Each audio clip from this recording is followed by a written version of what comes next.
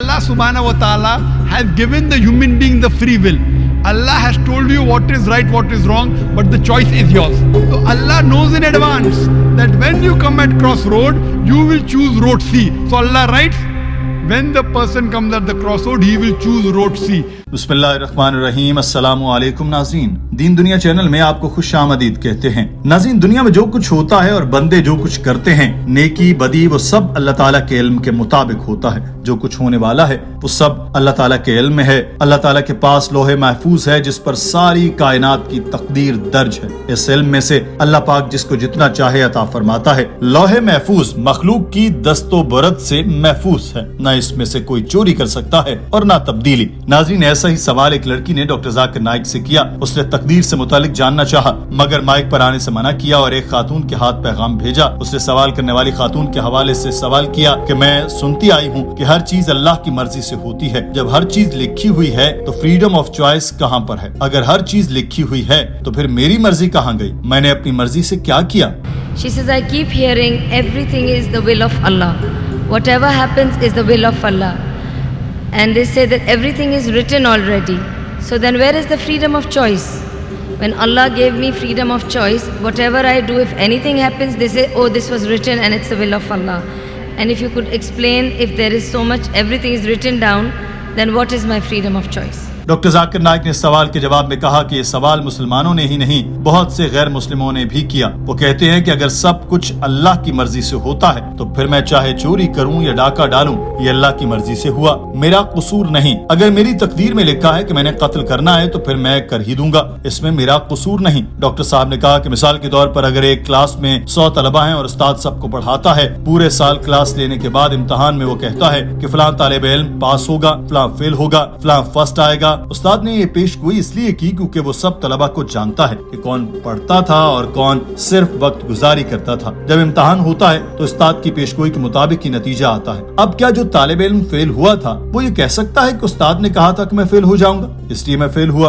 बिल्कुल नहीं कर सकता। ये तो उस्ताद की पेशगोई थी क्योंकि वो जानता था कि उसका तालिब इल्म कैसा है। ये तालिब इल्म का ही कसूर है। ऐसे ही अल्लाह ताला ने इंसानों को अपनी मर्जी से नवाजा है। वो जो चाहे फैसला कर सकते हैं, गलत करें या सही करें, उनकी ताकत में है कि अपनी मर्जी से फैसला करें। डॉक्टर जाकिर नाइक ने बताया कि अगर अल्लाह चाहता तो सबको मुसलमान बना देता ताकि कोई जहन्नुम में जाता ही ना, मगर फिर इम्तिहान कहाँ होता? अगर उस्ताद बगैर साल क्लास में पढ़ाए सब तालिब इल्मों को पास कर दे तो फिर कौन इम्तिहान में बैठेगा? सब स्कूल की बजाय घर में ही रहेंगे। ठीक है, हमें क्या, उस्ताद ने तो हमें पास कर ही देना है। अगर हम सब ने इम्तिहान में पास ही होना था तो फिर हमारी जिंदगी का मकसद भी क्या रह जाता है? ये ऐसे ही है कि अगर कोई तालिब इल्म पर्चे में कुछ सवाल गलत लिखाता है और टीचर उसको पास कर देता है तो दूसरे तलबा एहतजाज करेंगे कि हमारा क्या कसूर है, हमें भी पास कर दिया। जो सारा साल पढ़ते रहे उसको भी कर दिया, जिसने कुछ नहीं पढ़ा। अगर कोई बगैर पढ़े लिखे और प्रैक्टिस किए डॉक्टर बन जाए तो क्या होगा? मरीजों का इलाज कैसे करेगा? बुखार होगा तो सर दर्द की दवा देगा, वो मरीजों को शिफा तो दे न दे,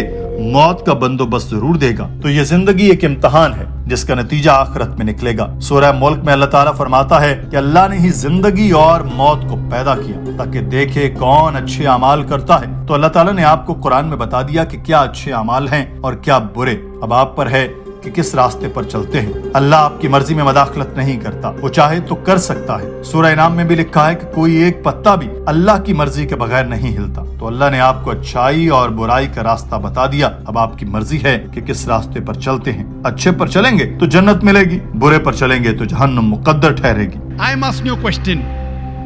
Can the student who has failed, can he blame the teacher that because you have predicted I will fail, I have failed? Who's to blame? The student or the teacher? Who's to blame? The student or the teacher? The student. The teacher predicted. Who's to blame? The student.